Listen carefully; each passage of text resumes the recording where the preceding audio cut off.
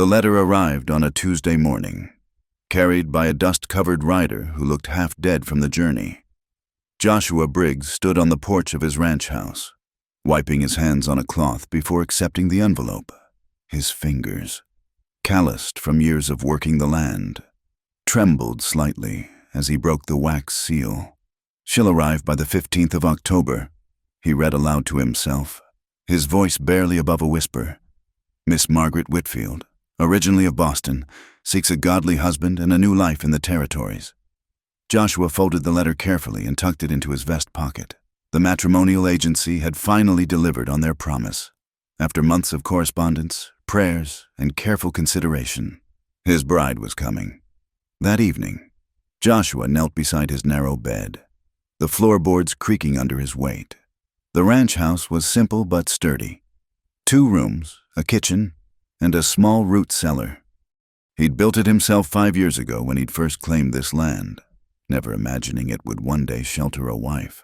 "Lord," he prayed, his hands clasped so tightly his knuckles turned white, "I thank you for answering my prayers. Guide Miss Whitfield safely to me. Let our union be blessed in your eyes. Help me be the husband you would have me be, patient, kind, and righteous." The following weeks passed in a blur of preparation. Joshua scrubbed every surface of the house until his hands were raw.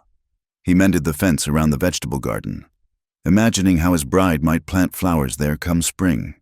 He even ordered fabric from town, a soft blue cotton that the merchant assured him was suitable for a lady's dress. On Sunday mornings, he sat in the 3rd pew of the small wooden church in Cedar Ridge, enduring the knowing smiles and whispered comments of the congregation. Pastor Williams often caught his eye during sermons about the sanctity of marriage, nodding approvingly. Brother Briggs, Mrs. Henderson cornered him after service, her gray hair pinned severely under her bonnet.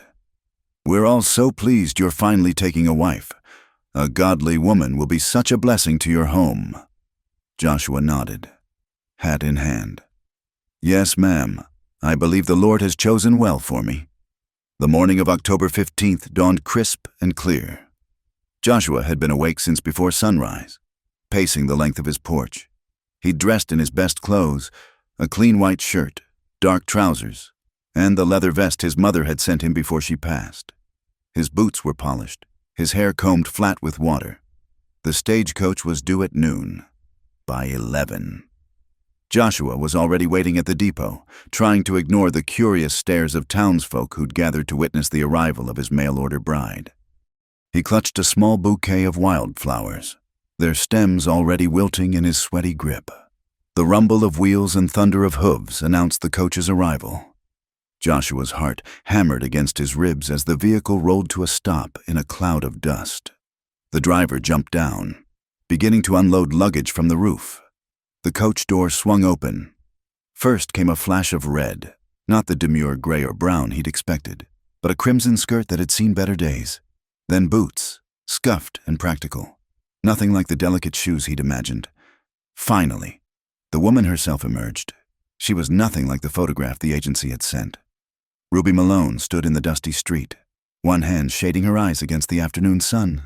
Her hair, dark as fresh coffee, was pinned loosely, with tendrils escaping to frame a face that spoke of hard living and harder choices.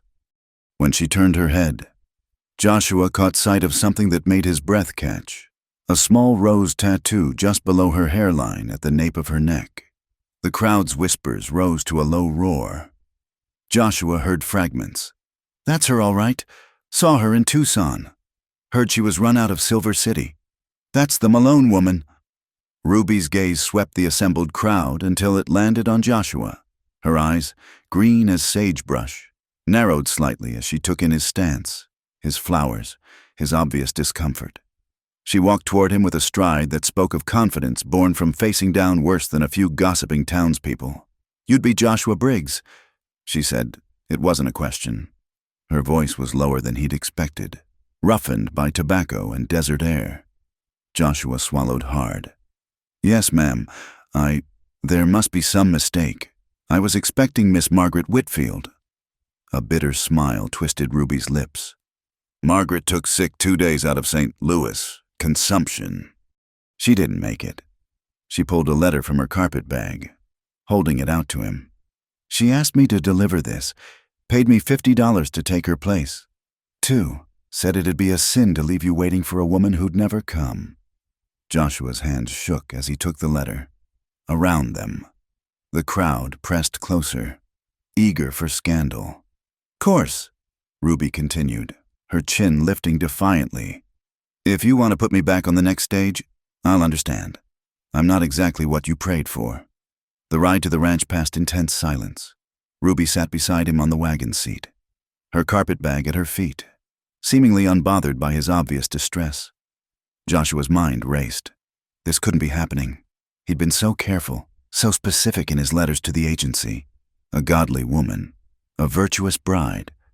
Not this. He stole glances at her as he drove. Up close, he could see the fine lines around her eyes, the small scar on her left cheek.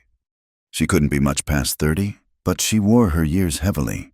Everything about her spoke of wildness, from the unruly curl of her hair to the way she sat, legs slightly apart beneath her skirts. Unladylike and unapologetic. The ranch house looked smaller when they arrived, dwarfed by the implications of what was happening.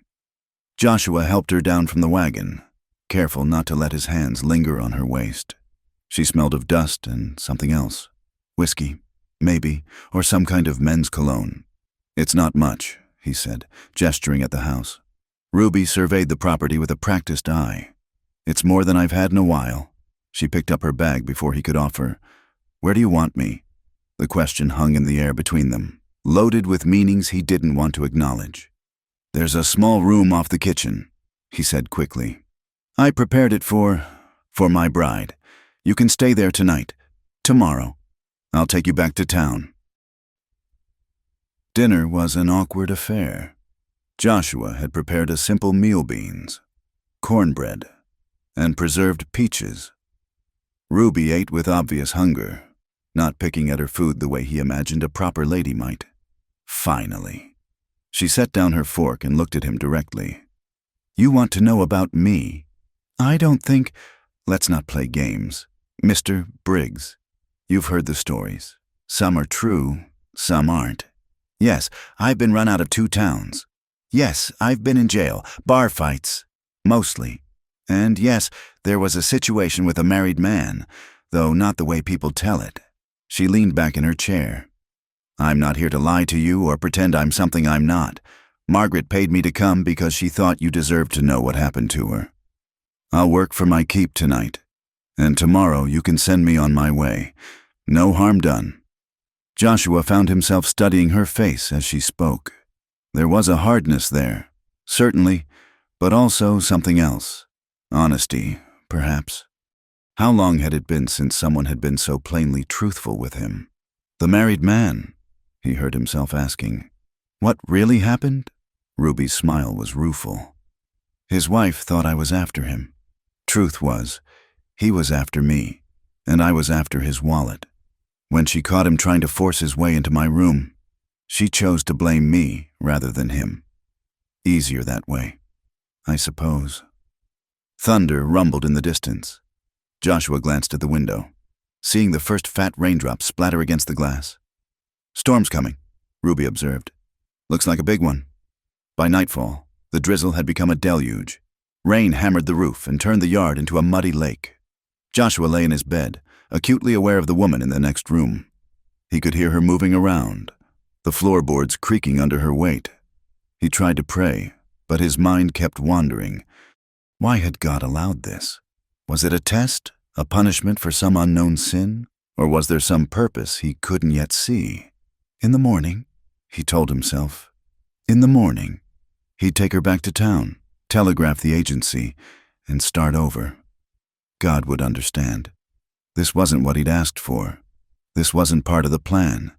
But as the storm raged outside, Joshua couldn't shake the image of Ruby at dinner, her straightforward gaze, her refusal to apologize for who she was.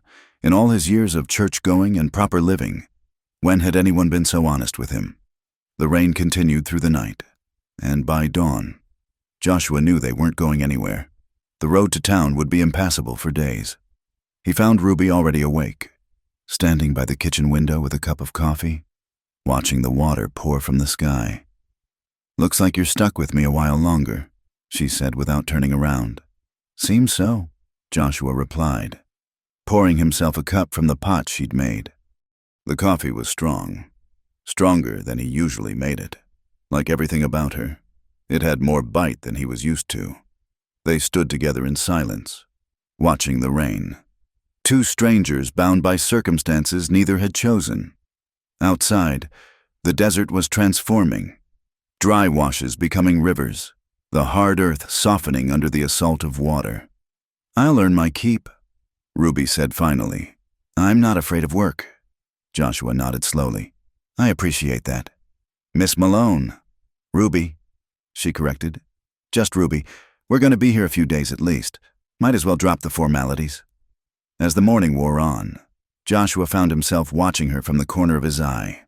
She moved around his kitchen with surprising efficiency, cleaning dishes, organizing shelves he'd never bothered to straighten.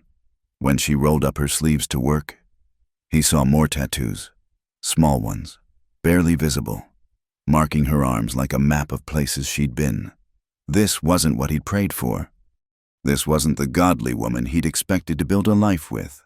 But as the rain continued to fall, trapping them together in his small house, Joshua began to wonder if maybe, just maybe, God's plans were different from his own. The morning after the storm, Ruby found the calf tangled in barbed wire behind the barn.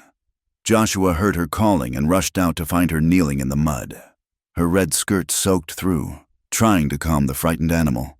"Easy, little one," she crooned, her voice gentler than he'd heard it. "Nobody's going to hurt you."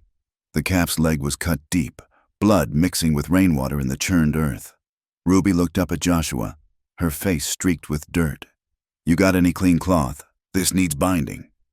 They worked together in silence, Joshua holding the calf still while Ruby cleaned and wrapped the wound. Her hands were steady, experienced. When she tied off the bandage, the calf struggled to its feet and limped toward its mother, who lowed anxiously from the other side of the fence. "You've done this before," Joshua observed. Ruby stood, wiping her hands on a ruined skirt. "Grew up on a farm in Missouri, before everything went to hell." She didn't elaborate, and he didn't ask. Later that afternoon, Joshua found her in the chicken coop, gathering eggs. One of the hens, a stringy old bird named Bessie, was lying still in the corner. Ruby picked her up gently, examining her with practiced hands. "She's sick," Ruby said quietly. "Won't last the day." Joshua expected her to hand the bird over, but instead, Ruby sat down in the straw, cradling Bessie in her lap. The dying chicken wheezed softly, and to his amazement, Joshua saw tears track down Ruby's cheeks. "It's just a chicken," he said, though not unkindly. "Nothing's just anything," Ruby replied. She stroked Bessie's feathers until the bird went still, then stood abruptly. "I'll take care of her." Joshua watched from the kitchen window as Ruby dug a small grave behind the coop. She worked methodically, her movements efficient, but he could see her shoulders shaking. When she was done, she stood over the tiny mound for a long moment before returning to the house. She didn't mention it at dinner, and neither did he. Word of Ruby's presence at the Briggs Ranch spread through Cedar Ridge like wildfire. By the third day, Pastor Williams himself appeared at the gate, his black coat dusty from the ride. "Brother Joshua?" the pastor called, not dismounting. "I've come to offer counsel in your time of difficulty." Joshua glanced back at the house where Ruby was working. Through the window, he could see her kneading bread dough, flour dusting her arms. "I appreciate your concern, Pastor, but there's no difficulty. Miss Malone is staying temporarily due to the roads." Pastor Williams's face pinched. "That woman is a danger to your immortal soul. Joshua, her reputation is her own business." Joshua interrupted, surprising himself. "She's been nothing but helpful and proper." "Proper?" The pastor's voice rose. "She's been seen in saloons from here to California. They say she's led more men astray than the devil himself. You must send her away before she corrupts you." The sound of the screen door made both men turn. Ruby stood on the porch, her face carefully blank. "I'll go," she said simply. "Just let me get my things." "No," Joshua heard himself say. Both Ruby and the pastor stared at him. "The roads aren't safe yet. She stays until they are." Pastor William's face flushed red.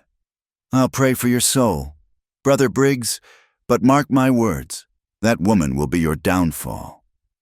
He wheeled his horse around and galloped away, leaving a cloud of dust in his wake. Ruby remained on the porch, her expression unreadable. "You didn't have to do that. It's my ranch," Joshua replied. "I decide who stays and who goes." That evening, Ruby was quieter than usual. She picked at her food, her mind clearly elsewhere. Finally, she pushed back from the table. "I should go," she said. "Tomorrow. I can walk if I have to. The roads aren't that bad. We both know it." She stood, began clearing dishes. "You're a good man, Joshua Briggs. You don't need someone like me bringing trouble to your door." Joshua caught her wrist as she reached for his plate.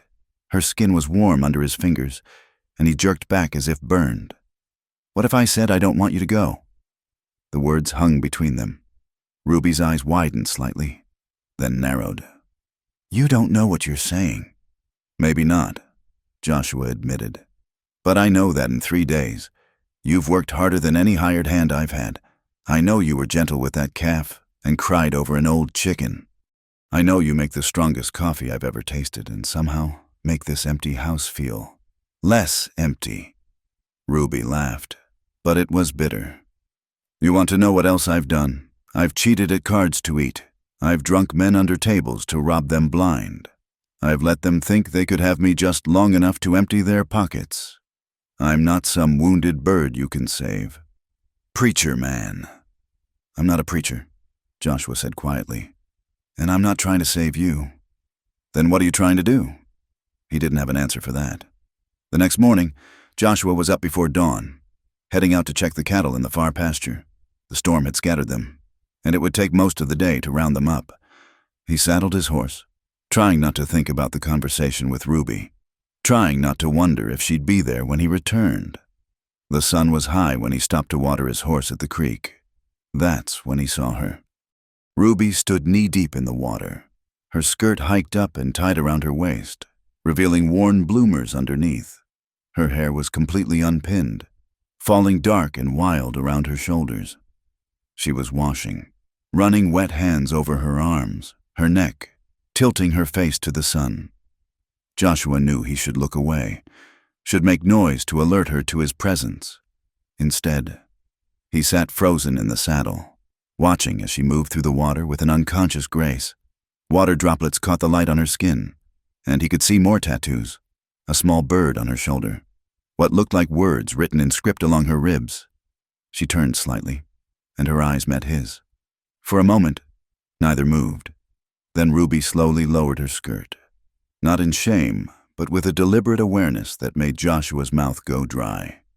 "Enjoying the view?" she called, her voice carrying across the water.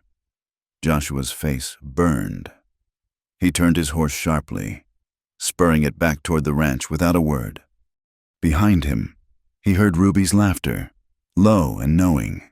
He avoided her the rest of the day, working until well past dark, trying to exhaust himself enough that he wouldn't think about what he'd seen. But when he finally returned to the house, she was waiting on the porch, 2 cups of coffee steaming beside her. "Sit," she said. It wasn't a request.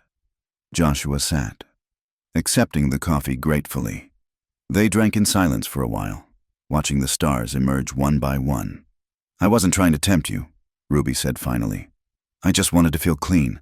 I shouldn't have watched." "No," she agreed. "But you did." Joshua set down his cup, his hands shaking slightly. "I don't understand what's happening. I've lived my whole life by the book.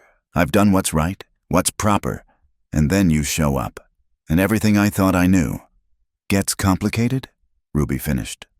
"Welcome to the real world." "Joshua, is that what this is, the real world?" Ruby turned to look at him fully. In the moonlight, her face was all shadows and angles. You want to know something? You're the first man in 10 years who's looked at me and seen more than just something to use or something to condemn. You saw me cry over a chicken. You defended me to your pastor. You watch me in the water and then run away like your pants are on fire because you actually care about being decent. She reached out, her fingers barely brushing his hand. I've known a lot of men, Joshua Briggs, but I've never known one quite like you. The touch was electric. Joshua felt it all the way to his bones, a warmth that had nothing to do with the coffee. He should pull away. He should go inside, lock his door, pray until morning. Instead, he turned his hand palm up, letting her fingers interlace with his. Tell me, he said quietly. Tell me how you ended up here. The real story. Ruby was quiet for so long he thought she wouldn't answer. Then, in a voice barely above a whisper, she began. My stepfather came into my life when I was 12. Mama thought he was a good man, a provider. He was in his way, but he had appetites. She paused, her hand tightening on his. I ran away when I was 15. Been running ever since. Every time I tried to settle somewhere, be respectable, something would happen. Someone would recognize me, or some man would decide I owed him something I wasn't willing to give. So I learned to survive. I became what they said I was, wild, dangerous, untouchable. Ruby, I'm not telling you this for pity, she said sharply. I'm telling you so you understand. I'm not some innocent led astray. I chose my path, every step of it. And I'd choose it again if it meant staying free. Joshua squeezed her hand gently. You're free here, she laughed. But this time it wasn't bitter. Am I? Your pastor would run me out on a rail. Your neighbors would stone me if they could. And you can barely look at me without blushing like a schoolboy. Maybe, Joshua admitted. But you're still here. And tomorrow, if you want, you'll still be here. Ruby studied his face in the darkness. You're either the best man I've ever met or the biggest fool. Probably both, Joshua said, and was rewarded with her genuine smile. They sat together until the coffee grew cold, hands linked, watching the stars wheel overhead. Neither spoke of what was growing between them, the pull that defied everything Joshua had been taught, everything Ruby had learned about survival. But it was there, as real as the desert wind, as undeniable as the dawn that would eventually come. When Ruby finally stood to go inside, she paused at the door. Joshua? Yes? Thank you for seeing me. After she disappeared inside, Joshua remained on the porch, his hand still warm from her touch. He tried to pray, but for the first time in his life, he found he had no words. There was only the feeling in his chest, expanding like the sky after rain, dangerous and beautiful and absolutely terrifying. In the distance, a coyote howled, and others answered, their voices rising in a wild chorus. Joshua listened, understanding for the first time why some creatures couldn't be tamed, and why, maybe, just maybe, that was exactly as God intended. The whiskey burned going down, but Joshua took another sip anyway. They were in the barn, taking shelter from an unexpected evening thunderstorm. Ruby had produced the bottle from somewhere in her belongings, and they passed it between them as rain drummed on the roof. Never figured you for a drinking man, Ruby said, watching him with those sage-green eyes. I'm not, Joshua replied, coughing slightly. Wedding toasts and communion wine. That's about it. Well, here's to new experiences. She raised the bottle in a mock toast before taking a long pull. They were sitting close together on hay bales, close enough that Joshua could feel the warmth radiating from her body. The lamplight cast dancing shadows on the barn walls, and the air smelled of wet earth and horse leather. Can I ask you something? Ruby's voice was softer than usual, made bold by whiskey. Go ahead. Have you ever kissed anyone? Joshua's face flamed. He took another sip to buy time. Once, Mary Patterson, behind the schoolhouse when I was 16. Her father caught us and threatened to horsewhip me if I came near her again. Ruby laughed, a rich sound that filled the barn. Just once? In all these years? I've been waiting. Joshua said quietly. For my wife. For it to be right in the eyes of God. And how's that working out for you? He turned to look at her fully. The whiskey had brought color to her cheeks, and her hair was coming loose from its pins again. You're mocking me. No, she said, suddenly serious. I'm not. I think it's, I don't know, sweet, foolish, maybe, but sweet. And you? The whiskey made him brave. How many men have you kissed? Ruby's smile turned sad. Kissed? Or been kissed by? There's a difference. You know, one's a choice, the other's just survival. Before Joshua could respond, she shifted closer on the hay bale. Would you like to know what it's like? A real kiss. I mean, not some fumbling behind a schoolhouse. Joshua's heart hammered against his ribs. Ruby, I'm not trying to seduce you, preacher man. Just offering, consider it educational. She was so close he could see the flecks of gold in her green eyes, could count the freckles across her nose. Every sermon he'd ever heard about temptation and sin screamed in his head, but louder still was the sound of his own breathing, the pull of something he didn't fully understand. Yes, he whispered. Ruby leaned in slowly, giving him time to change his mind. Her hand came up to cup his cheek, calloused fingers gentle against his skin. Close your eyes, she murmured. He obeyed, and then her lips were on his, soft and sure. She tasted of whiskey and something uniquely her, wild and sweet and dangerous. His hands came up of their own accord, tangling in her hair, pulling her closer. She made a small sound of surprise that turned into something else, something that set his blood on fire. When they finally broke apart, both were breathing hard. Ruby's eyes were wide, her lips parted. Well, she said, voice unsteady. That was... Joshua lurched to his feet, knocking over the whiskey bottle. I'm sorry. I shouldn't have... This was wrong. Joshua, wait. But he was already pushing through the barn door, out into the rain. He ran to the house, not caring that he was soaked in seconds. Once inside, he went straight to his room, falling to his knees beside the bed. Forgive me, he prayed, hands clasped so tight they ached. I've sinned against you. I have betrayed everything I believe. Please, God, give me strength to resist this temptation. He prayed until his knees went numb, until the words became meaningless repetition. But he couldn't forget the taste of her, the feel of her hands in his hair, the way she'd looked at him afterward, surprised and vulnerable and achingly beautiful. Dawn came gray and subdued. Joshua emerged from his room to find Ruby already up, moving around the kitchen with careful precision. She'd made coffee and biscuits, but wouldn't meet his eyes. About last night, she began. It won't happen again, Joshua said firmly. I give you my word. Something flashed across her face. Disappointment? Relief? He couldn't tell. Of course, she said coolly. I understand. The day passed in strained silence. Joshua threw himself into work, mending fences and checking cattle, anything to keep distance between them. But everywhere he looked, he saw her, in the garden she'd started tending, in the curtains she'd hung in the kitchen window, in the flowers she'd placed in a jar on the table. It was late afternoon when the riders came. Joshua heard them before he saw them, whooping and hollering as they approached the ranch. 4 men, all clearly drunk despite the early hour. He recognized them from town, Tom Garrett and his crew. Troublemakers who spent more time in the saloon than at honest work. Briggs, Tom called out, reining in his horse hard enough to make it rear. Heard you got yourself a visitor. Joshua stepped onto the porch, rifle in hand but pointed at the ground. What do you want? Garrett? Just being neighborly. Tom grinned, revealing tobacco-stained teeth.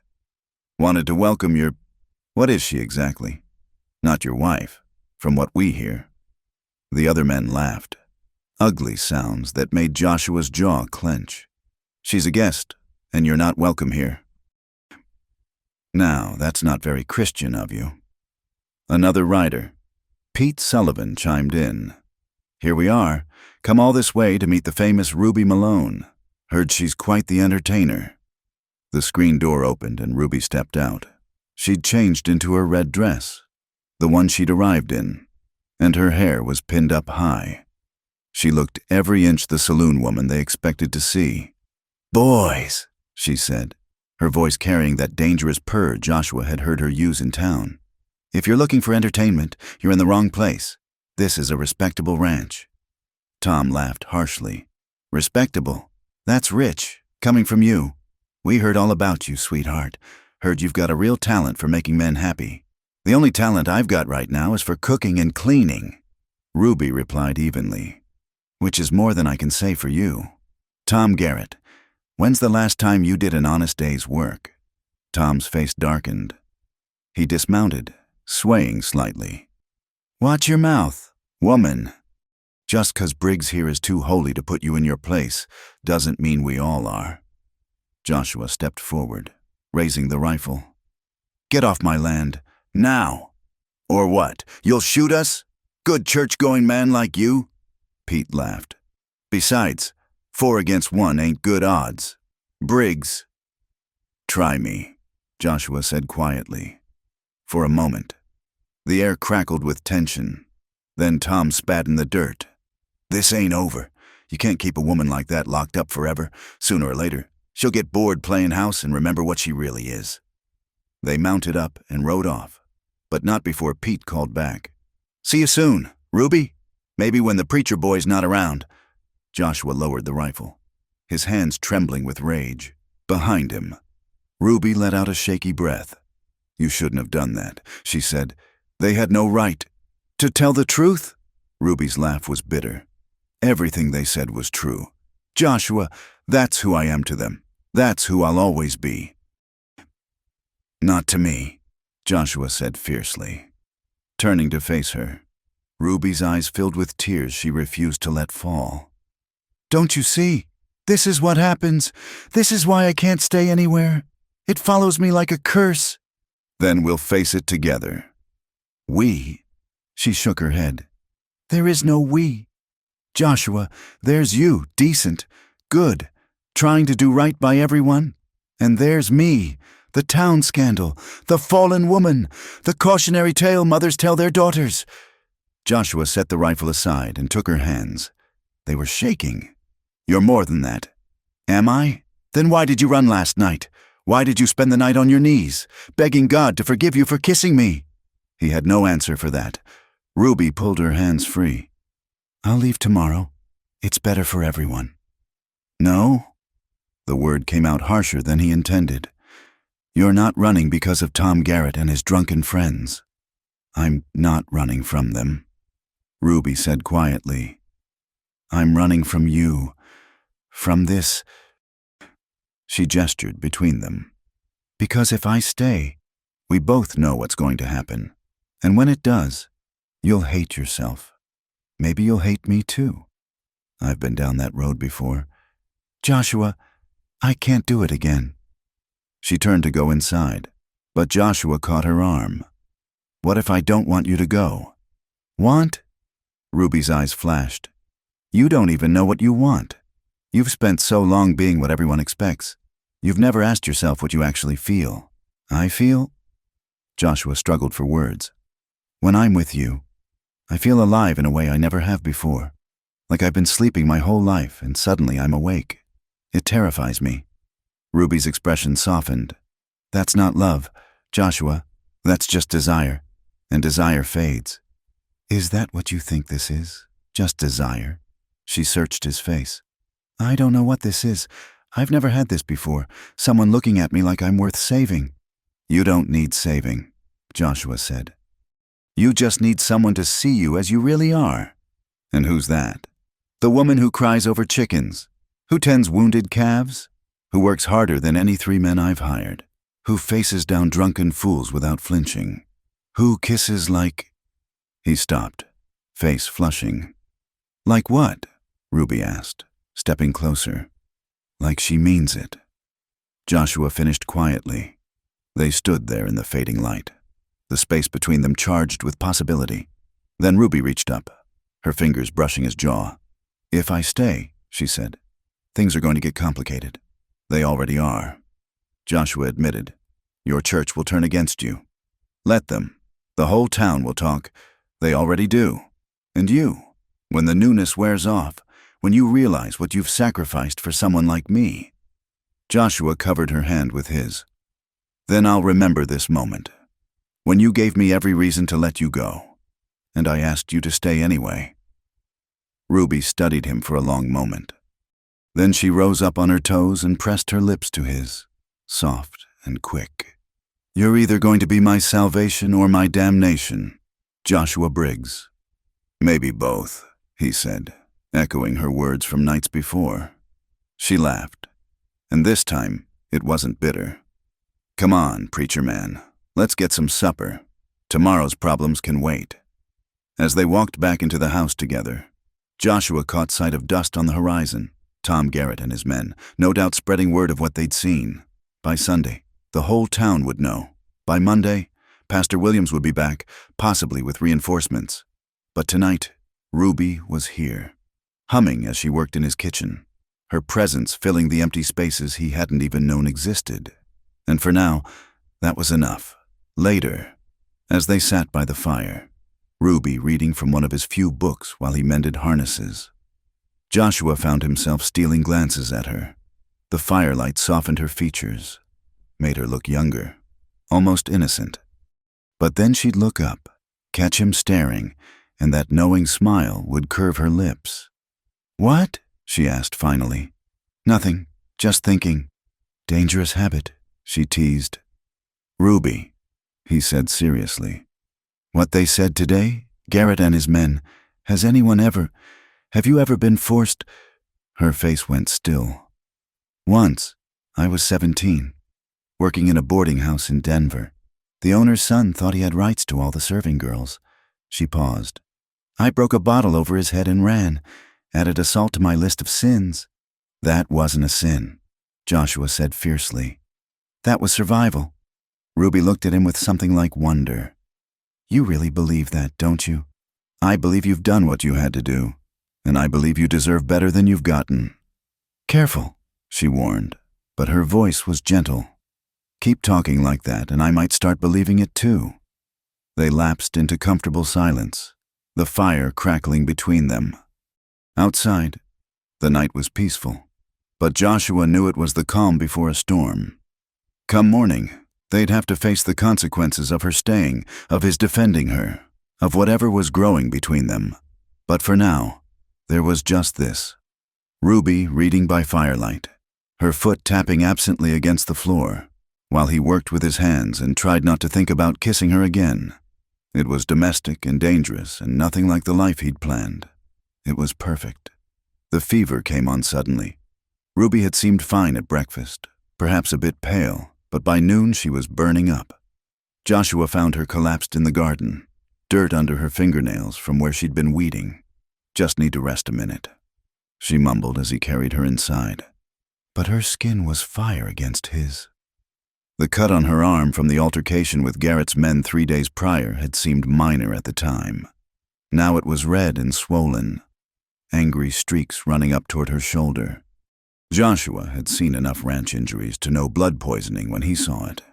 He settled her in his own bed, the narrow room suddenly feeling too small. Ruby's eyes were glassy, unfocused, as he bathed her face with cool water. Should get the doctor, she murmured. Doc Morrison is 2 days' ride away, Joshua said, trying to keep the fear from his voice. I'm not leaving you. Stubborn man, she whispered. Then her eyes rolled back and she was gone to the fever. The next hours blurred together. Joshua did what he could, cleaning the wound with whiskey, forcing water between her lips, keeping her cool with wet cloths. But the fever raged on, and Ruby began to talk. At first, it was nonsense, fragments of songs, broken conversations. But as night fell, her words became clearer, more painful. Mama, please, she whimpered, twisting in the sheets. I'll be good. Don't let him in my room again. Please, Mama, I'll be so good. Joshua's hands stilled on the cloth he was wringing out. He'd known, intellectually, what she'd told him about her stepfather, but hearing her relive it, her voice high and young and terrified, made him want to find the man and kill him with his bare hands. Shh, he soothed, smoothing her hair back. "You're safe now. No one's going to hurt you." But Ruby was lost in memory. "Tried to tell her," she gasped. "She said I was lying, said I was wicked, tempting him. Hit me with the belt until I bled, said it was my fault for being pretty." Joshua held her hand through the worst of it, whispering prayers and promises in equal measure. When she cried for her mother, he pretended to be her, murmuring forgiveness. When she begged to be let out of locked rooms, he assured her the door was open. She was free. Near dawn, her fever spiked dangerously high. She thrashed in the bed, fighting invisible demons, calling out names he didn't recognize. Then, suddenly, she went still. "Ruby?" Joshua touched her face, found it burning. "Ruby, stay with me." Her eyes fluttered open, momentarily lucid. "Joshua, I'm here. If I die—" "You're not dying. Listen." Her hand gripped his with surprising strength.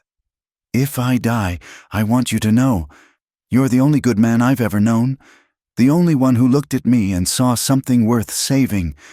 Ruby, please." "Let me finish." She was fading again, but fought to stay present. "You made me want to be better, made me think maybe I could be. That's everything." Her eyes closed again, and this time she didn't respond to his voice. Joshua did the only thing he knew how. He prayed, not the formal prayers of Sunday service, but raw, desperate pleas. He bargained with God, offered anything, everything, if he would just let her live. As the sun climbed higher, Ruby's breathing grew shallow. Joshua knew he should prepare himself, should accept God's will. Instead, he crawled into the narrow bed beside her, gathering her burning body against his chest.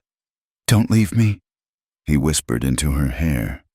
"I know I've been a fool. I know I've wasted time being afraid. But I love you, Ruby. I love your strength and your scars and your stubborn refusal to be anyone but yourself. I love the way you laugh and the way you cry over chickens and the way you kiss like the world's ending. Please, please don't leave me." The day passed in a haze. Joshua dozed fitfully, waking each time Ruby stirred. He forced water between her lips, changed the cool cloths, held her when she shook with chills despite the fever. It was near midnight when the fever finally broke. Joshua woke to find Ruby's skin cool and damp with sweat rather than burning. Her breathing had evened out, deep and steady. "Thank you," he breathed, not sure if he was talking to God or Ruby or both. She woke properly near dawn, blinking, confused at finding herself in his bed with him still beside her. "Did we?" she asked, voice hoarse. "No," Joshua assured her quickly. "You were sick. Fever from that cut. I couldn't leave you." Ruby studied his face, taking in the dark circles, the 2 days' growth of beard. "You look terrible. You look beautiful," he said without thinking, then flushed. "Liar," she said, but she was smiling. "How long?" "2 days. You were—" He swallowed hard. "I thought I was going to lose you. Take more than a little fever to get rid of me," she said, trying for lightness. Then, softer, "Did I say anything when I was out?" "Nothing that matters."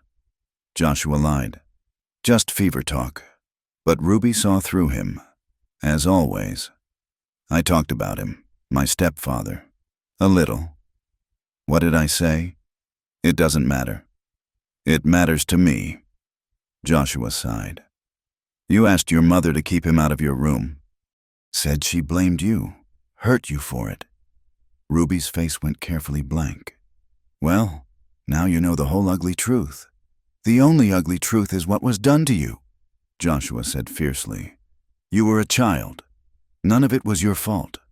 Knowing something in your head and believing it in your heart are two different things."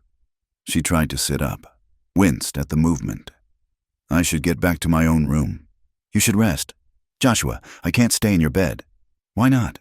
The question hung between them, loaded with possibilities.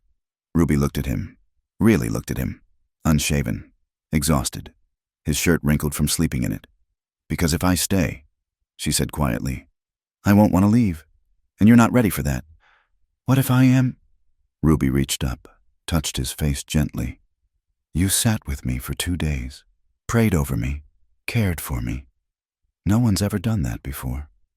I love you, Joshua said simply. Ruby's breath caught. You don't know what you're saying. I know exactly what I'm saying.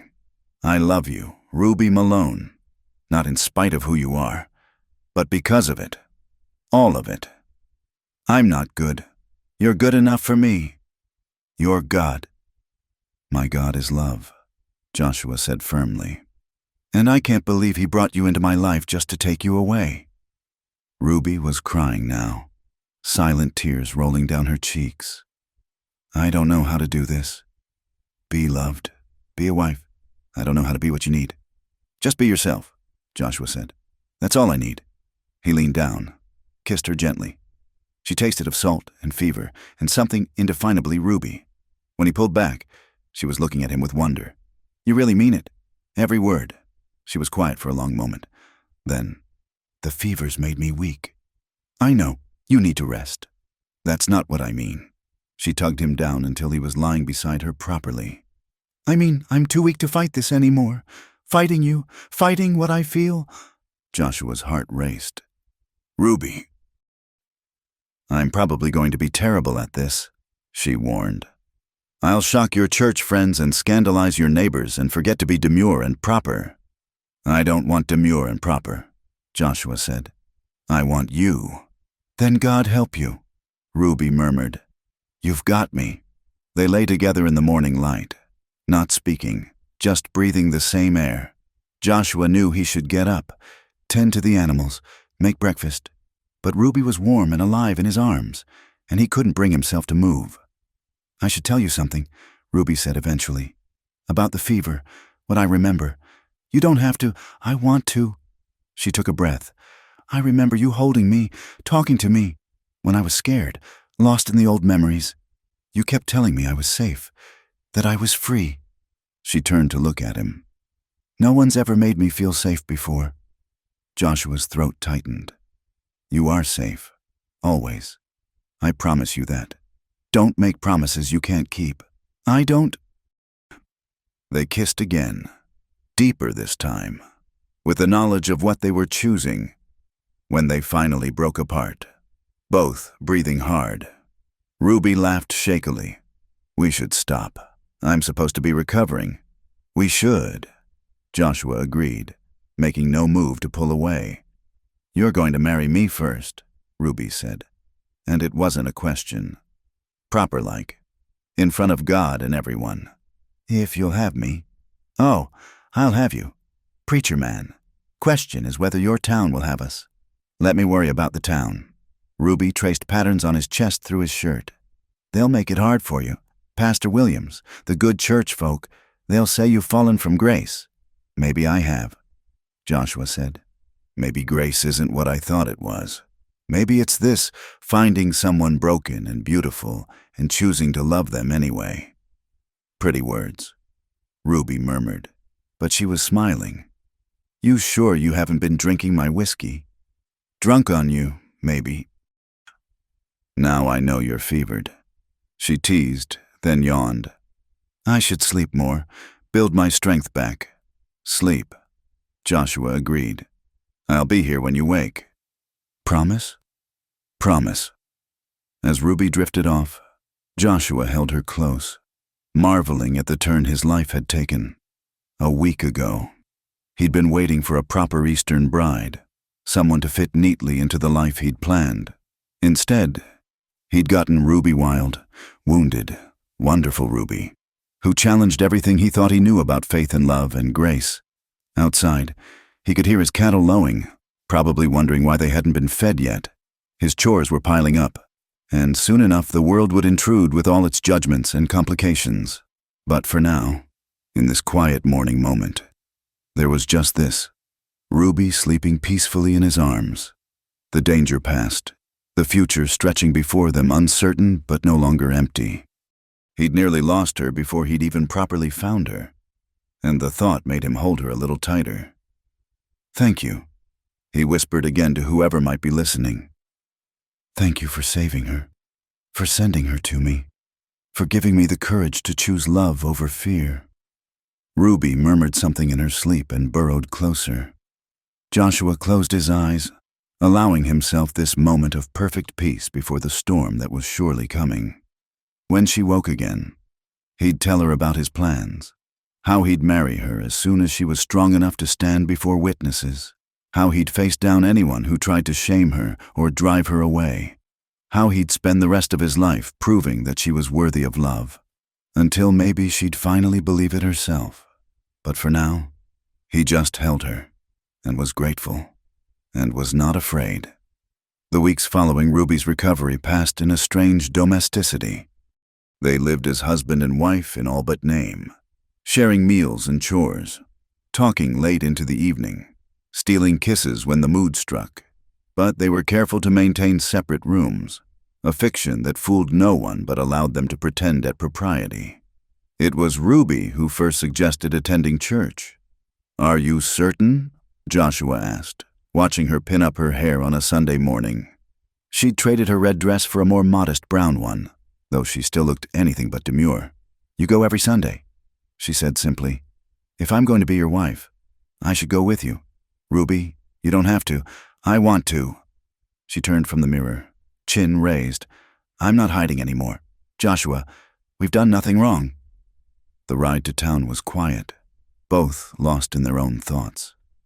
As the small church came into view, Joshua saw Ruby's hands tighten on her reins. "We can still turn back," he offered. "No," she said firmly. "I've faced worse than a bunch of gossiping churchgoers." They were early, but word had already spread. A small cluster of women stood near the church steps, their conversation halting abruptly as Joshua helped Ruby from her horse. "Mrs." Henderson's face went rigid with disapproval. "Mr. Briggs," she said coolly, pointedly not acknowledging Ruby. "I wasn't expecting to see you today." "It's Sunday. Mrs. Henderson," Joshua replied evenly. "Where else would I be?" He offered Ruby his arm, and together they walked toward the church entrance. But Pastor Williams stood in the doorway, his face grave. "Joshua," he said quietly, "I cannot allow this." "Allow what?" Joshua's voice was dangerously calm. "You know what? That woman cannot enter God's house. This woman," Ruby said, speaking for the first time, "has a name, and last I checked, churches were meant for sinners seeking grace." Pastor Williams flushed. "Some sins are beyond redemption. Miss Malone, your very presence here is an affront to decent people." "Then I'll worship outside," Ruby said. She turned to Joshua. "Go on, I'll wait with the horses." "No," Joshua said firmly. "If Ruby's not welcome, neither am I." A murmur ran through the gathering crowd. Pastor Williams' face darkened. "You would choose her over your eternal soul?" "I choose love over judgment." Joshua replied, "Christ ate with tax collectors and sinners. He showed mercy to the woman at the well. If this church can't do the same, then it's no church of his." He turned, guiding Ruby back toward the horses. Behind them, voices rose in shock and condemnation. But Sarah Morrison, the doctor's young wife, suddenly stepped forward. "Wait," she called. "Mrs. Malone, Miss Malone, I have a spare hymnal, if you'd like to borrow it." Ruby stopped, turning slowly. Sarah stood apart from the others, her face nervous but determined. She was new to town, married only a year, and hadn't yet been fully indoctrinated into the town's rigid social hierarchy. "Thank you," Ruby said softly, accepting the book. "That's very kind." "Kindness has nothing to do with it," Sarah replied, louder now, addressing the crowd as much as Ruby. "My husband told me how Mr. Briggs cared for you during your fever, how he never left your side. That sounds like Christian love to me." "Sarah Morrison, Mrs. Henderson gasped. "You don't know what you're saying. That woman is standing right here," Ruby interrupted. "And that woman has a name. As I said, she also has ears and feelings, though I know that might surprise you. Old Mr. Fletcher, who ran the general store, cleared his throat. Nobody's saying you don't have feelings, miss, but there's proper and there's, well, There's not proper, and a woman of your reputation attending services with decent folk. My reputation, Ruby said slowly, is that I survived things that would have broken most of your decent women. Yes, I've made choices you wouldn't make, done things you find shameful, but I've never pretended to be something I'm not, never lied or cheated anyone who didn't try to harm me first. Can all your decent folks say the same? She looked around the crowd, meeting their eyes one by one. Some looked away, embarrassed. Others glared back defiantly. I didn't come here to cause trouble, Ruby continued. I came because the man I love wanted to worship with his community. But if my presence offends you so much, then we'll worship elsewhere. Under the sky God made, Joshua added, taking her hand, which seems more fitting anyway. They turned to leave again, but this time it was young William Turner who spoke up. He was barely 20, worked as a hand on neighboring ranches. I remember you, Miss Malone, he said quietly. From Silver City. You probably don't remember me. Ruby studied his face. Billy Turner, you were just a kid. 15? 16, he corrected. And dead drunk, trying to impress the older cowboys. Would have gotten myself killed trying to draw on Jake Morrison if you hadn't stepped in. Knocked me cold with a bottle, then nursed my head when I woke up. Told me I was too young and too stupid to die over poker. A ripple of surprise went through the crowd. William continued, addressing them now. She could have let me die. Nobody would have blamed her. But she risked Jake's anger to save a stupid kid. That's the Ruby Malone I know. One good deed doesn't erase a lifetime of sin. Pastor William said sternly. Neither does a lifetime of church attendance guarantee goodness. Ruby shot back. I've known plenty of regular churchgoers who were mean as snakes Monday through Saturday. Blasphemy, someone shouted. Truth, Ruby countered. Which I notice bothers you more than lies. Joshua squeezed her hand. A warning. She was pushing too hard, too fast, but Ruby had never known when to retreat. If you'll excuse us, Joshua said, trying to diffuse the situation. We'll be going now. Yes, run along. Mrs. Henderson said nastily. And Mr. Briggs? Don't bother coming back. You've made your choice clear. Yes, Joshua said simply. I have. They rode away in silence, leaving the shocked congregation behind. Once they were out of sight of the church, Ruby reined in her horse. I'm sorry, she said, not looking at him. I should have kept my mouth shut.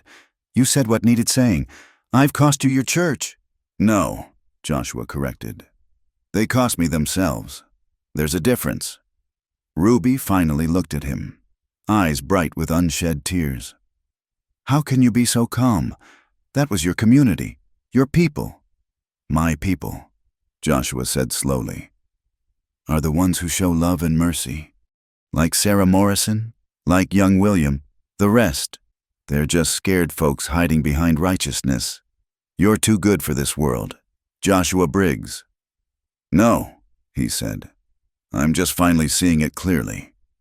They rode back to the ranch in companionable silence, but as they neared home, they saw smoke rising from the direction of the barn. Fire! Ruby shouted, spurring her horse forward. They galloped into the yard to find flames licking at the barn's east wall. The horses were screaming inside, trapped. Get water! Joshua yelled, running for the barn door. But Ruby was already moving. She grabbed a blanket from the fence, dunked it in the water trough, and wrapped it around herself before plunging into the smoke-filled barn. Ruby! No! Joshua started after her, but she emerged moments later leading his prize mare, the horse's eyes wild with fear. She went back in immediately. The beam's catching! Joshua shouted, seeing flames race up the support post. Ruby, get out! But she was already leading out the second horse. The barn was filling with smoke now, the fire spreading despite Joshua's frantic efforts with water buckets. One more. Ruby gasped, her face black with soot. No, the roof's going! But she was gone again. Joshua heard a crash inside, then nothing. Without thinking, He dropped the bucket and ran into the inferno. He found her trapped beneath a fallen beam, the last horse dancing frantically nearby. The heat was unbearable, smoke so thick he could barely see. "Go!" Ruby coughed. "Save the horse!" Instead, Joshua grabbed the beam, straining to lift it. Ruby screamed as the weight shifted off her leg. He pulled her clear just as another section of roof collapsed where she'd been lying. Together, they stumbled out, the horse following. They collapsed in the yard, gasping for clean air, as the barn roof caved in completely. "Your barn," Ruby wheezed. "Joshua, I'm so sorry." "Your barn. Damn the barn," Joshua said fiercely, pulling her against him.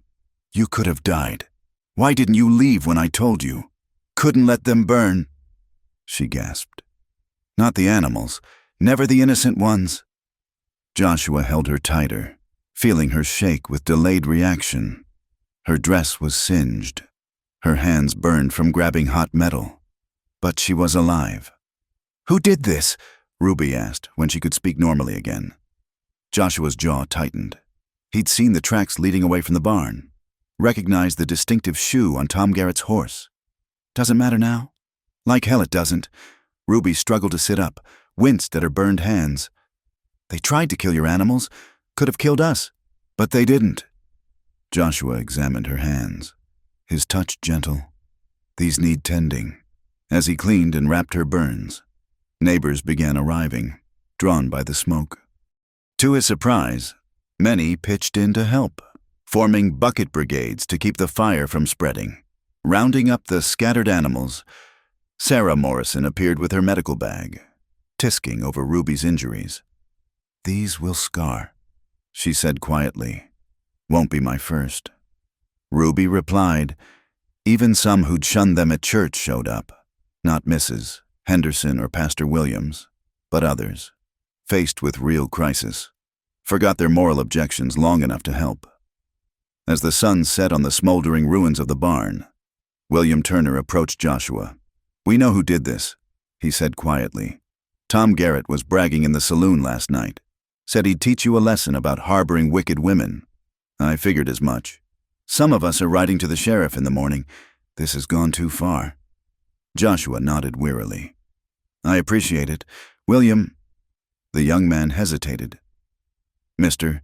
Briggs, what I said earlier, about Miss Ruby saving me, there's others with similar stories. Maybe they were too proud or scared to speak up today, but she's helped more folks than she's hurt. Just thought you should know." After everyone left, Joshua and Ruby sat on the porch, watching the last embers die in the ruins of the barn. "I'll help you rebuild," Ruby said quietly. "We'll rebuild," Joshua corrected. "Together. Even after I brought all this trouble to your door." "You didn't bring anything. Small minds and hard hearts brought this." He took her bandaged hand carefully. "Ruby, I need to ask you something." She looked at him warily. "What?" "Marry me. Not someday. Now. This week, before anything else happens." "Joshua, I'm tired of waiting. Tired of pretending.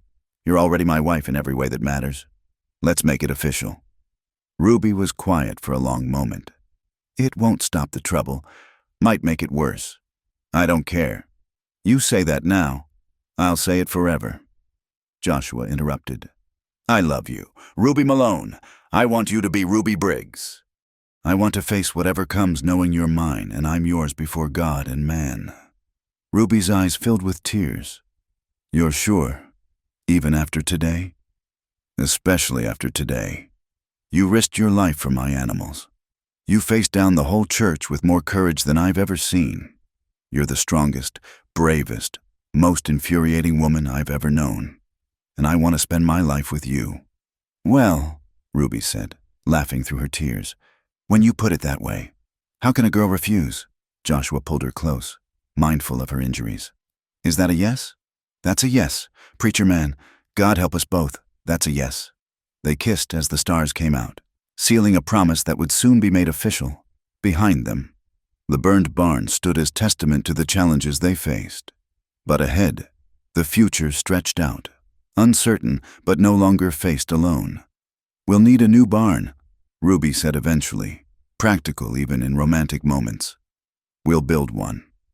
Joshua agreed. Better than before. Like us? She teased.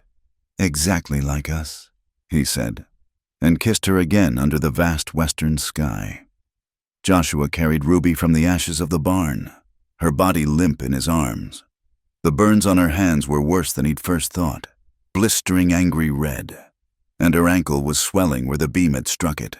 But it was the smoke that worried him most. Her breathing came in painful rasps. Just need to rest, she whispered against his chest. You need a doctor. He kicked open the door to the house, settled her gently on the bed. I'm riding to town. No. Her good hand caught his sleeve. Stay. Ruby, please. Her eyes, still watering from smoke, held his. Just stay with me. Joshua sat on the bed's edge, smoothing her soot-stained hair. You saved them all. Every last horse. Couldn't let them burn, she said simply. Then, quieter. Couldn't watch anything else I loved die. The word hung between them. Love. Not just for him, but for this place, these animals, this life they'd been building together. When I saw that beam fall, Joshua said, his voice rough. When I couldn't see you through the smoke, he had to stop, overcome by what might have been. Ruby reached up with her less injured hand, touched his face. But you came for me, ran straight into the fire. I'll always come for you. I know, she said softly. That's what terrifies me. He leaned down, kissed her gently, tasting smoke and ash and the salt of tears. When he pulled back, her eyes were closed. I love you, he whispered. Love you too, preacher man, she murmured, already drifting towards sleep. Even if you are a fool. Joshua stayed beside her through the night, dozing fitfully in the chair. Every time she stirred or coughed, he was instantly alert, checking her breathing, her temperature. The burns needed proper treatment, but she'd been right. He couldn't bear to leave her. Near dawn, he heard horses approaching. His hand went to the rifle, but through the window he saw it was Dr. Morrison's buggy, with Sarah beside him and William Turner riding alongside. Heard there was trouble, Doc Morrison said as Joshua met them at the door. He was a thin, serious man in his 40s, one of the few in town who judged people by their actions rather than their reputations. Sarah said Miss Malone was injured. Burns and smoke, maybe a broken ankle. The doctor nodded briskly. Let me see her. While Doc Morrison examined Ruby, Sarah drew Joshua aside. Half the town's talking about what happened at church yesterday. The other half's talking about the fire. Tom Garrett lit out before dawn. Someone must have warned him the sheriff was coming. Good riddance, Joshua said tiredly. Joshua, Sarah said carefully. What Ruby did yesterday, saving those horses. People are starting to see her differently. Mrs. Turner's telling everyone how Ruby saved her William in Silver City. Even Mrs. Henderson seemed subdued when she heard about the fire. Bit late for that, Joshua said bitterly. Maybe, Sarah agreed. But not too late. Doc Morrison emerged from the bedroom, rolling down his sleeves. The burns will heal, though they'll scar. The ankle's badly sprained, not broken. But it's her lungs I'm worried about. Too much smoke. She needs rest, clean air, and no excitement for at least a week. She'll have it, Joshua promised. The doctor studied him. Joshua, I'll speak plain. That woman risked her life for your animals. She's got more courage in her little finger than most folks have in their whole bodies. If you're smart, you'll marry her before someone realizes what a fool Tom Garrett was and tries something worse. Planning on it, Doc, soon as she's well enough. Make it sooner, the doctor advised.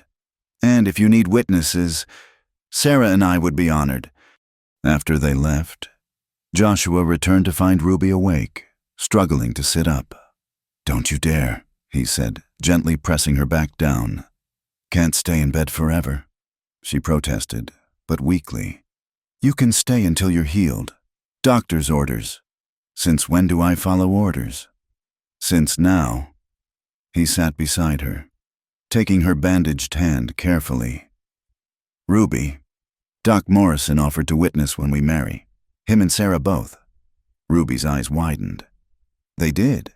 Seems saving horses from fires impresses people more than Sunday worship. All I had to do was nearly die to get respectability? She tried to joke, but Joshua could see the emotion underneath. Hardly seems fair. None of it's been fair, Joshua agreed. But we can't change the past, only choose the future. Ruby studied him. You really want to do this? Marry me, even knowing everything?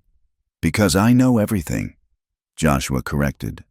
Ruby, I need to tell you something. He took a breath, choosing his words carefully.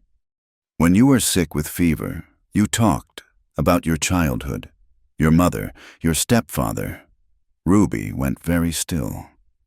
I know what was done to you. Joshua continued quietly.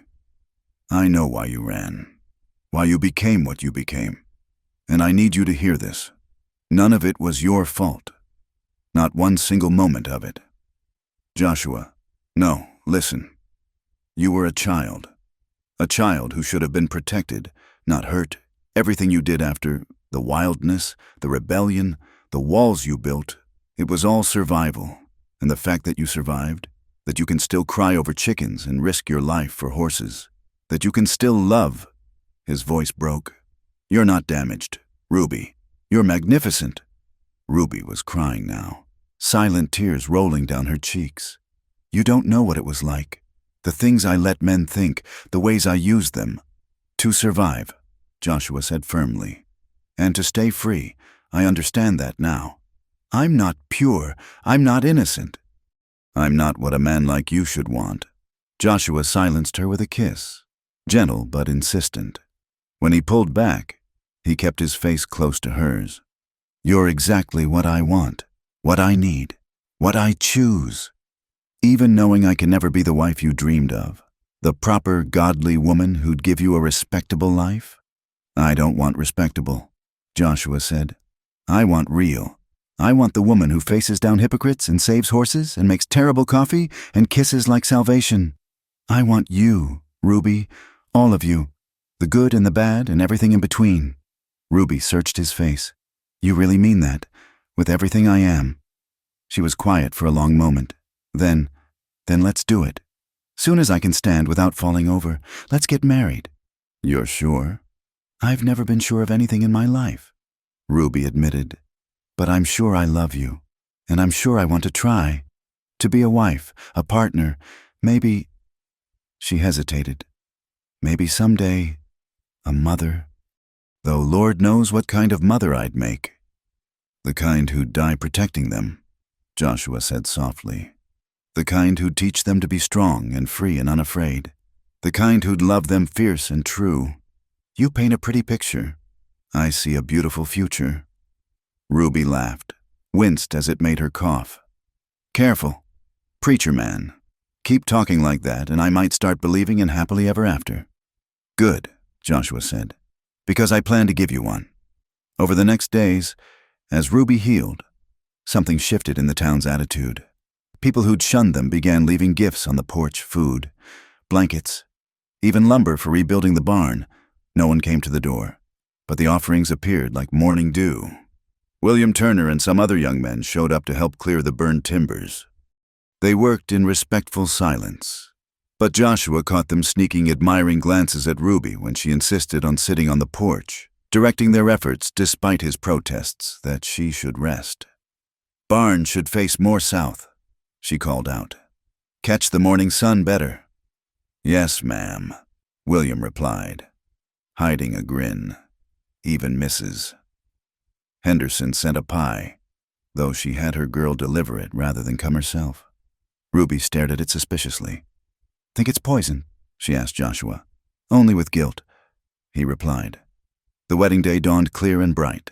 Ruby insisted on wearing her red dress, cleaned and mended. It's who I am, she said when Joshua raised an eyebrow. Might as well start as we mean to go on. They rode to a small grove of cottonwoods by the creek, where Doc Morrison waited with Sarah and William Turner.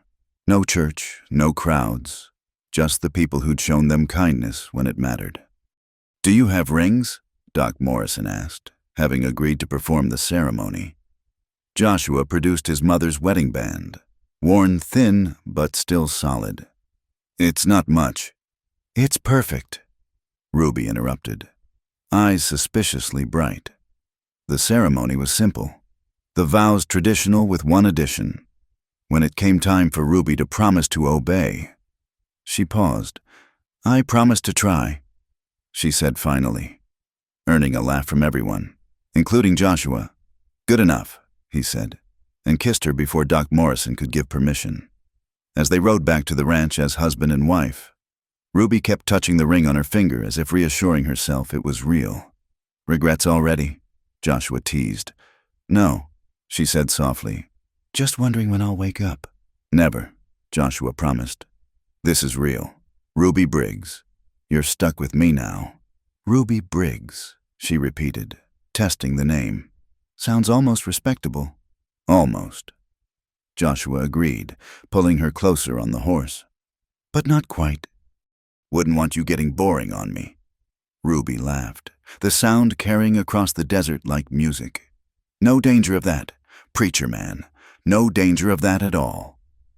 That night, in the house that was now truly theirs, they came together as husband and wife. It was awkward and sweet and passionate by turns. Two people learning each other in new ways. Ruby cried afterward, overwhelmed by the tenderness of it, by being touched with love rather than just desire. "Was it?" Joshua asked anxiously. "Perfect," she assured him. "You're perfect. This is perfect. I never thought I'd have this." "What?" "Home," she said simply. "You're my home, Joshua." He held her close as the night deepened around them, marveling at the turn his life had taken.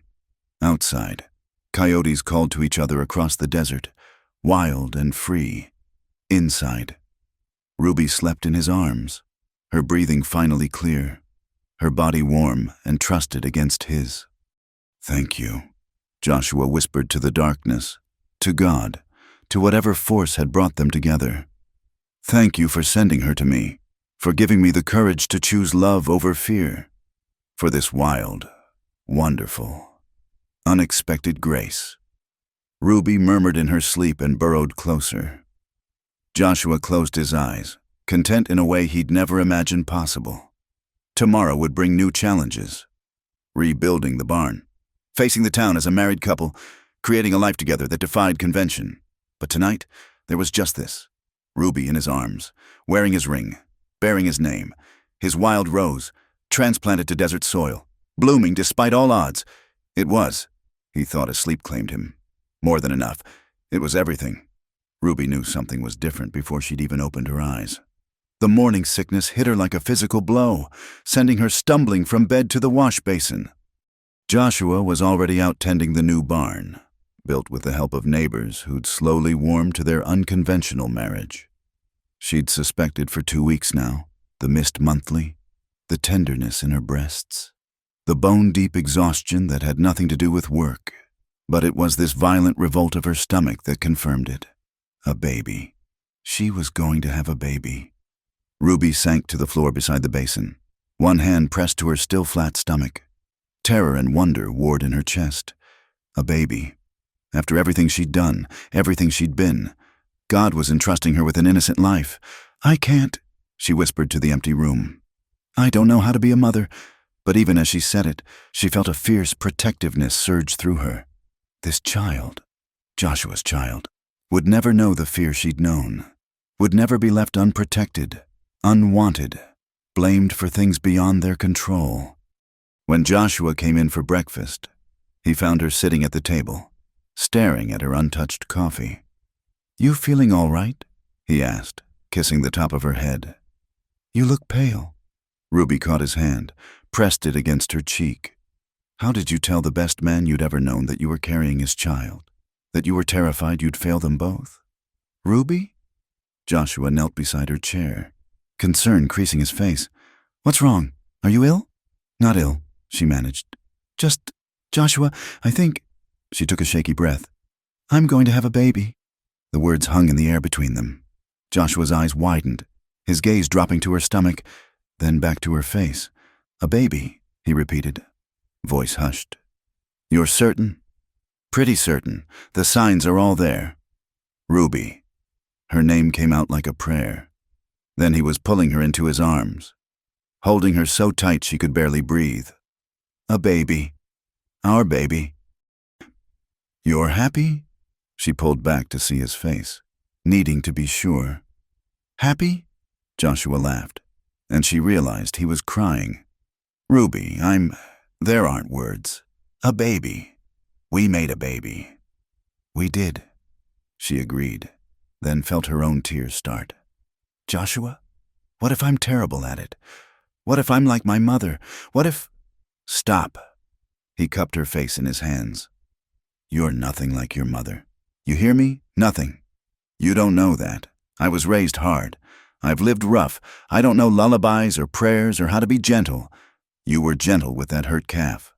Joshua interrupted. You cried over a dying chicken. You risked your life for horses. Ruby, you have more love in you than anyone I've ever known. You just haven't had many chances to show it. But a baby. Ruby's voice broke. They're so small, so helpless. What if I fail? What if I ruin them like I was ruined?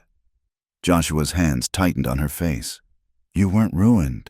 You were hurt, but never ruined. And our child will know nothing but love. I promise you that. Love isn't always enough, Ruby said quietly. My mother loved me. In her way. It didn't stop her from choosing him over me. Then she didn't love you right, Joshua said fiercely. Not the way you'll love our baby. Not the way I love you. Ruby leaned into him, drawing strength from his certainty. You really think I can do this? I know you can. We both can. Together. They sat together in the morning light, hands intertwined over her still flat belly, imagining the future taking shape inside her. The news spread through town like wildfire. Ruby couldn't hide the morning sickness, and Sarah Morrison, visiting to check on her recovering burns, guessed immediately. You have that look, Sarah said knowingly. How far along? 2 months, maybe 3. Ruby admitted. And Joshua? Over the moon. You'd think he invented the concept of babies. Sarah laughed. Men are like that. My Thomas fainted dead away when I told him. The reaction from the rest of the town was more mixed. Some, like the Morrisons and William Turner, offered genuine congratulations. Others whispered behind their hands about whether someone like Ruby should be allowed to raise a child. It was Pastor Williams who finally brought the ugliness to their door. He arrived one evening as Ruby was hanging wash, her growing belly just beginning to show. Mrs. Briggs, he said, and the title dripped with disdain. Pastor, Ruby replied evenly, continuing her work. I've come to speak with your husband. He's in the barn, but whatever you want to say to him, you can say to me. Williams's lip curled. Very well. There are concerns in town about your condition. My pregnancy? Ruby turned to face him fully. What concerns could there be about a married woman expecting her husband's child? The concern, William said coldly, is what kind of mother someone with your past could possibly be, what kind of moral guidance you could offer an innocent child. Ruby's hands clenched in the wet fabric.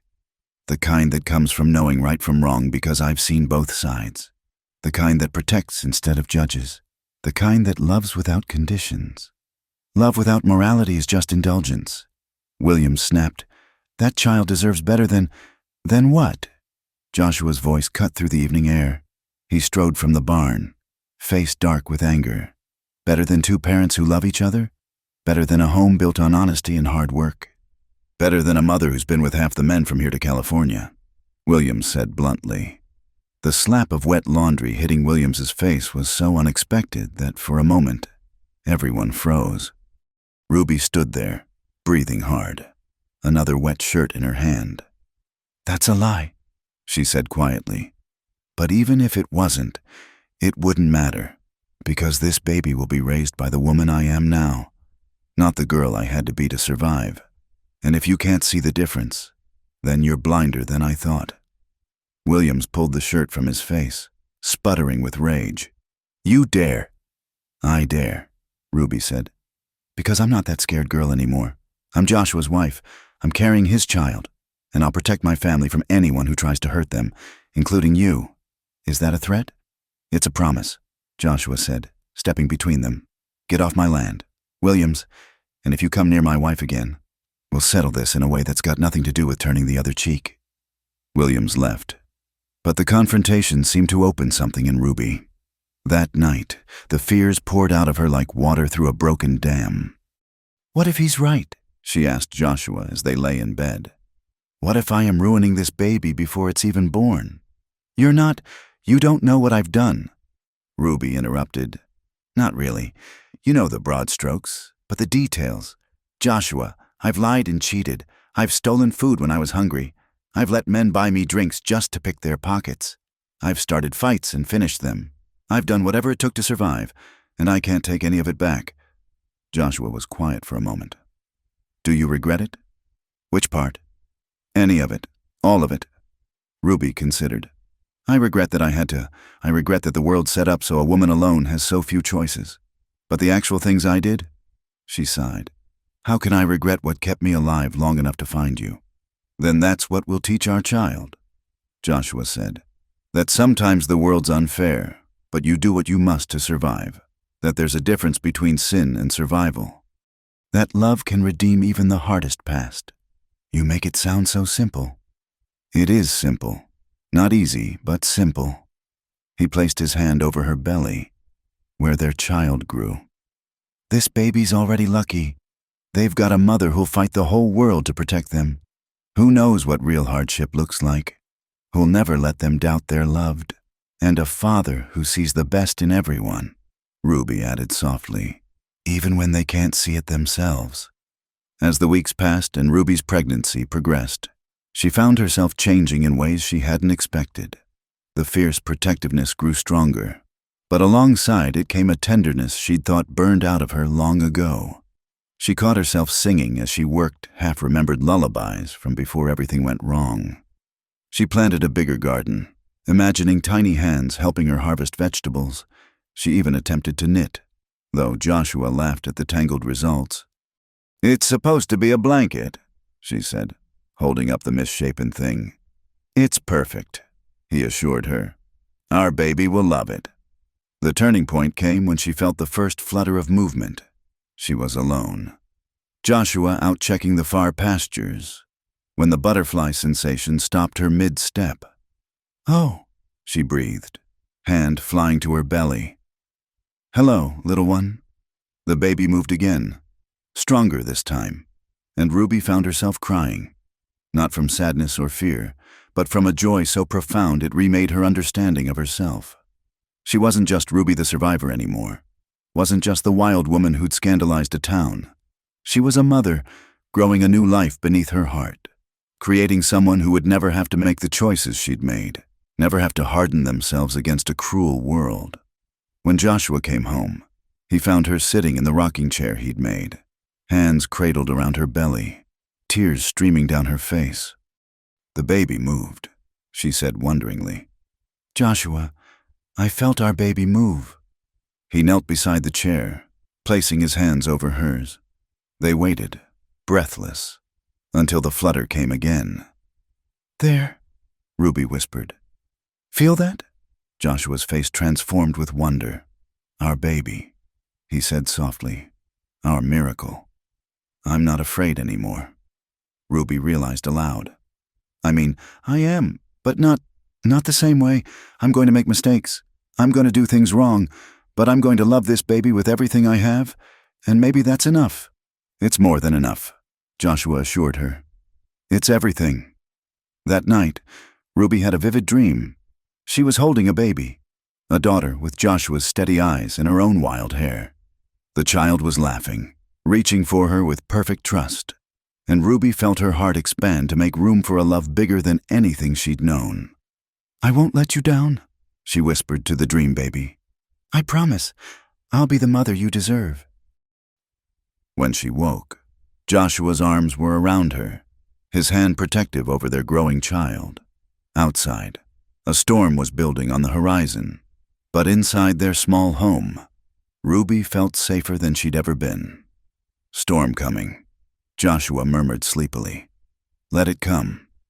Ruby said, "We've weathered worse." And they had, she realized. They'd weathered judgment and fire, illness and isolation. They'd built something beautiful from the ashes of their separate pasts. A child was just the next adventure, the next challenge to face together. The baby kicked again, stronger now, and Ruby smiled in the darkness. "That's right, little fighter," she whispered. "You come from strong stock. Your daddy's the best man in the territory. And your mama, well, your mama's too stubborn to fail you." Joshua pulled her closer, and Ruby let herself believe it. She would be a good mother. Not perfect, maybe, but good enough. And their child would grow up knowing they were loved, protected, wanted. It was more than Ruby had ever had. It was everything she'd never dared dream of. And it was real, growing inside her, proof that even the wildest hearts could find their way home. The first snowflake fell as Ruby's labor pains began. She'd been restless all day, pacing the house despite her swollen belly, organizing things that didn't need organizing. Joshua watched her with growing concern. "Maybe I should ride for Doc Morrison," he suggested for the third time. "Not yet," Ruby insisted, then gasped as another contraction hit. "Oh, maybe yes." But even as Joshua reached for his coat, the wind picked up, howling around the house like a living thing. Within minutes, the gentle snowfall had become a blizzard. "I have to try," Joshua said. But Ruby caught his arm. "No, you'll get lost out there, freeze to death. We've done harder things than this. Ruby, you need a doctor. Women have been having babies since Eve," Ruby said through gritted teeth. "I may not know much about being a mother, but my body knows how to do this part." The hours that followed blurred together in a haze of pain and determination. Joshua had delivered calves and foals, but this was different. This was Ruby. This was their child.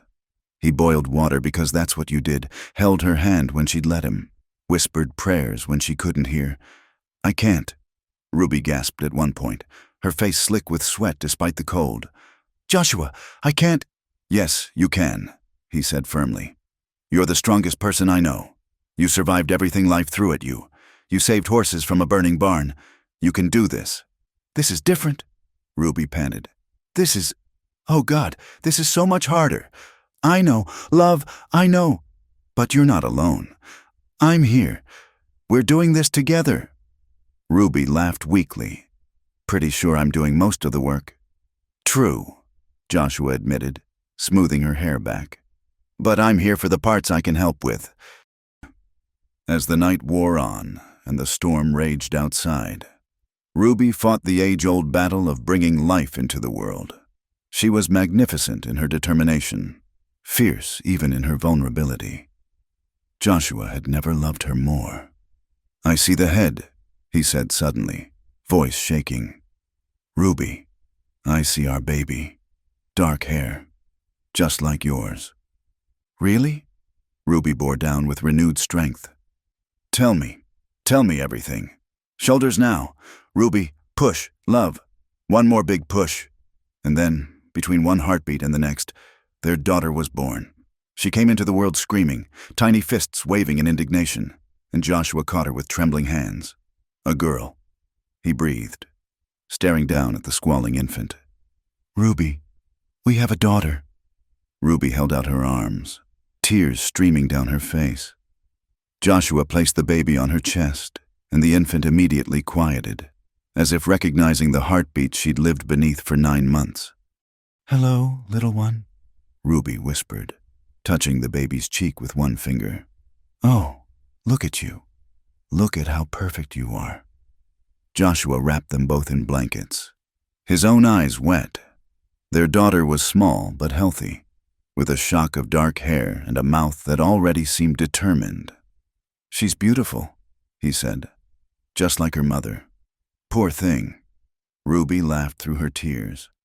"Let's hope she gets your temperament instead of mine." "I don't know," Joshua said, kissing Ruby's forehead. "The world could use more women with your spirit." They huddled together through the rest of the storm, the three of them creating their own warm world while wind and snow battered the windows. The baby nursed with enthusiasm, and Ruby stared down at her in wonder. "I did it," she said softly. "I really did it." "You did," Joshua agreed, "though I think she did most of the work at the end there." "What should we name her?" Ruby asked. "We never really decided." Joshua studied their daughter's face. "What about Faith? For what brought us together? What kept us together? What gave us her?" "Faith," Ruby repeated, testing the name. "Faith Briggs. I like it. Though with my genes, she might end up more wild than faithful." "Then she'll be faithfully wild," Joshua said, like her mother. By morning, the storm had passed, leaving the world buried in white. Joshua managed to reach town by noon, returning with Doc Morrison, who proclaimed both mother and baby healthy despite the dramatic arrival. "You did well," he told Ruby, "both of you. Though next time, try to have better timing." "Next time?" Ruby raised an eyebrow. "Let's survive this one first." Word of the baby's birth spread quickly. To Joshua's surprise, gifts began arriving, not left anonymously on the porch this time, but delivered in person. Sarah Morrison came with tiny clothes she'd sewn. William Turner brought a wooden rattle he'd carved. Even some who'd shunned them before came to peek at the baby. "She's got your eyes, Mrs.," Henderson said stiffly, having finally swallowed her pride enough to visit. "Your husband's eyes. I mean, good, steady eyes. And her mother's spirit," Joshua added proudly. "Mrs." Henderson's lips pursed, but she said only, "Well, we'll pray she uses it wisely." It was the closest to acceptance they'd gotten from the old woman, and Ruby took it as a victory. But the real change came 3 weeks later, when Ruby insisted on attending church for Faith's presentation to the community. She dressed carefully in her most modest dress, though nothing could dim the fierce pride in her eyes as she carried her daughter. Pastor William stood at the pulpit, clearly conflicted. The congregation waited in tense silence. "We are here," he began slowly, "to welcome a new soul into our community. A child born of—" He paused, struggling. "Of a union that has challenged many of us." Ruby lifted her chin, meeting his gaze steadily. "But," Williams continued, "Scripture tells us that children are a blessing from the Lord. And who are we to deny God's blessings, regardless of how they come to us?" He held out his hands for the baby. Ruby hesitated, then placed Faith in his arms. The pastor looked down at the sleeping infant, and something in his stern face softened. "Faith Briggs," he said, loud enough for all to hear. "May you grow in wisdom and grace. May you know love and protection all your days. And may you be a bridge between what was and what can be." He handed Faith back to Ruby, and for a moment, their eyes met. "She's fortunate," he said quietly, "to have a mother who would face down the world for her." Ruby's eyes filled. "Thank you," she whispered. As they returned to their pew, the congregation began to sing. Not all voices joined in. Some mouths remained stubbornly closed, but enough sang to fill the small church with music. Faith stirred in her mother's arms, opening eyes that were indeed Joshua's warm brown, and seemed to listen. After the service, people lingered to admire the baby. Ruby stood beside Joshua, accepting congratulations with a grace she was still learning. When young William Turner asked to hold Faith, she passed her daughter over without hesitation. "Careful with her head," she instructed, then smiled. "Though something tells me she's going to be tougher than she looks. With you as her mama." "I don't doubt it," William said, grinning down at the baby. That afternoon, as they sat on their porch watching the sun set over the desert, Faith sleeping peacefully in Ruby's arms, Joshua reflected on the journey that had brought them here. "Not quite what you expected when you sent for a mail-order bride, is it?" Ruby asked, reading his thoughts as she often did. "No," Joshua agreed. "It's so much more. More complicated. You mean, more everything. More challenging, more difficult, more rewarding, more real." He took her hand, careful not to disturb the baby. I was so sure I knew what I wanted. A quiet, godly woman to share my quiet, godly life.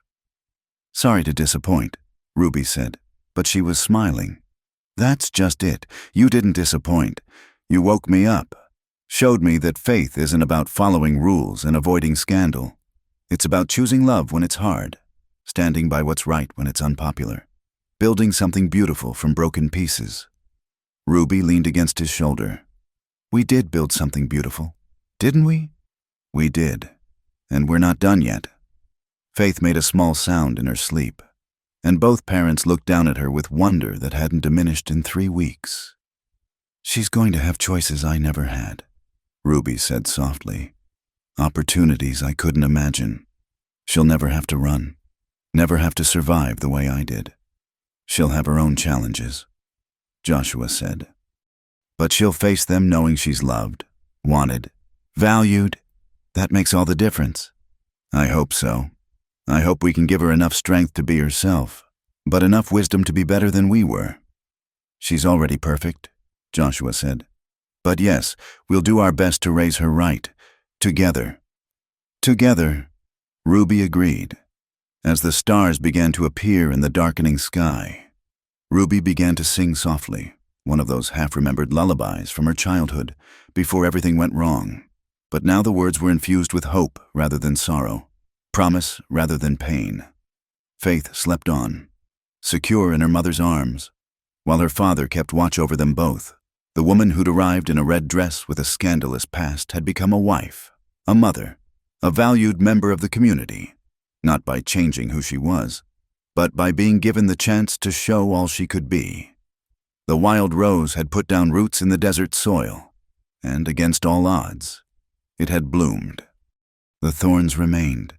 They always would. But now they protected something precious, something worth fighting for. Thank you, Ruby whispered, not sure if she was talking to Joshua, to God, or to the universe itself. Thank you for not giving up on me. Thank you, Joshua whispered back, for not giving up on yourself.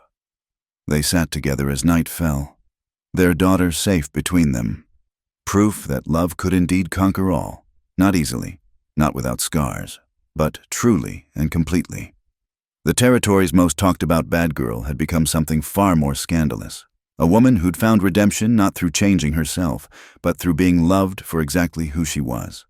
And that, Joshua thought as he held his family close, was the greatest miracle of all. Thank you for joining us at Wild West Campfire Stories. We hope this tale of redemption and unexpected love in the American frontier touched your heart. Where are you listening from tonight? Drop a comment below and let's share this campfire together. Don't forget to subscribe to Wild West Campfire for more authentic stories from the Old West. And share your thoughts about Ruby and Joshua's journey. Until the next time, keep your fires burning and your hearts open to love's wild possibilities.